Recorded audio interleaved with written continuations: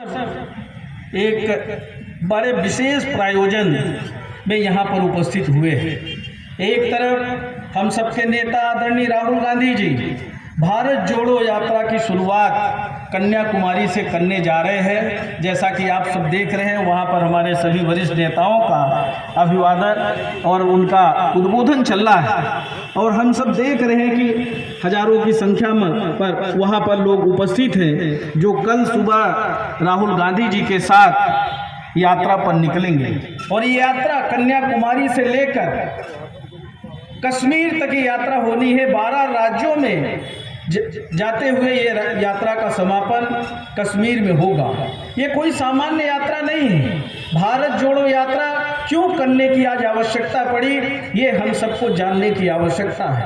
आज भारत देश में जिस तरह से हमारे भाईचारा को, हमारी संस्कृति को, हमारे मिले हुए अधिकारों को, संवैधानिक जो संस्थाएं हैं उनको कमजोर करने का जो प्रयास किया जा रहा है, हमारा जो भाईचारा है उसमें विघ्न पैदा करने की कोशिश की जा रही है। आज हमारे देश में महंगाई चरम सीमा पर है, बेरोजगारी चरम सीमा पर है और जो सत्ताधीश हैं वो अपने किए हुए वादे को भूल गए हैं और अपने लिए बड़े बड़े आलीशान बंगला भवन बनाने में बिजी हैं, बड़े बड़े वायुयान खरीदने में लगे हुए। हमारे देश के ही कई प्रधानमंत्री और राष्ट्रपति हुए जो एयर इंडिया का विमान था इसी से सफ़र करते थे, दूसरे देशों में भी जाते थे, तब हमारे देश की कभी बदनामी नहीं हुई। आज हजारों करोड़ रुपए का विमान खरीदा जा रहा है प्रधानमंत्री जी के लिए, करोड़ों रुपए का।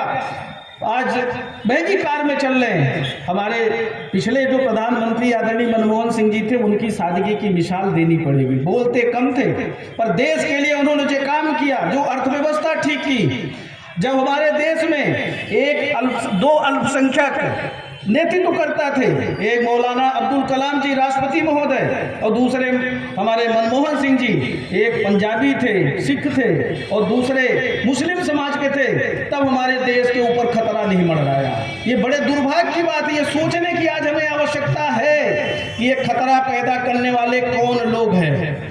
आज हमारे देश में कौन भाईचारा बिगाड़ने की कोशिश कर रहा है। आज हम देश की आज़ादी के 75वीं वर्षगांठ मना रहे, 75 साल पूर्ण होने का उत्सव मना रहे हैं। राष्ट्रीय ध्वज फहराने के लिए गली गली मोहल्ले में 25 रुपए में हमारे देश का तिरंगा झंडा इस सरकार ने बेचने का काम किया, गरीबों को, यहाँ तक कि खाद्यान्न से वंचित करने का काम किया।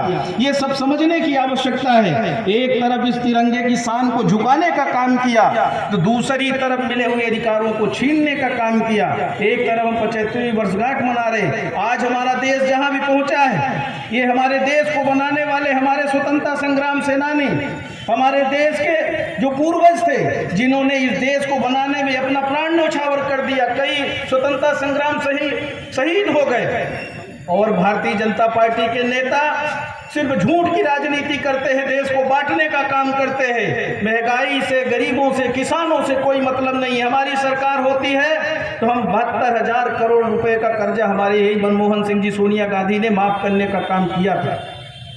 आज राहुल गांधी जी किसके लिए ये यात्रा शुरू कर रहे हैं? आज भारत जोड़ो की अगर बात चल रही है तो भारत हमारा कहीं विभाजित नहीं हुआ है। हमारे भारत के अंदर कुछ ऐसी व्यवस्थाएं बन गई हैं, कुछ ऐसे लोग आ गए हैं, कुछ ऐसी विचारधारा को थोपने का काम कर रहे हैं। आज उनसे हमें बचाने की आवश्यकता है और ये कोई सामान्य काम नहीं है। 3500 किलोमीटर और पूरे 5 महीने तक जो ऐसे परिवार से है जिनके परदादा जो देश के पहले प्रधानमंत्री थे, जिनकी दादी इस देश के प्रधानमंत्री थी, इंदिरा जी, राजीव गांधी जी देश के प्रधानमंत्री थे, 3 प्रधानमंत्रियों के परपोते बेटे, और वो आज किसके लिए? देश को एक करने के लिए, गरीबों के लिए, किसानों के लिए, मजदूरों के लिए, बेरोजगारों के लिए जो अन्याय अत्याचार भारतीय जनता पार्टी की सरकार में हो रहा है उसकी लड़ाई लड़ने के लिए हमारी जो संस्कृति है, हमारा जो संविधान है, आज हर वर्ग परेशान है। और उसकी आवाज कौन बन रहा है? आदरणीय राहुल गांधी जी बन रहे हैं। आदरणीय राहुल गांधी जी को, आदरणीय सोनिया गांधी जी को जो त्याग की प्रतिमूर्ति है, उनको किस तरह से उनकी आवाज को, आप सबकी, प्रदेश की, देश की जनता की आवाज को दबाने के लिए ईडी का भय दिखाया जाता है। उनको कई दिन बुला के 5 दिन आदरणीय राहुल गांधी जी को बुला के कई घंटों पूछताछ करते हैं।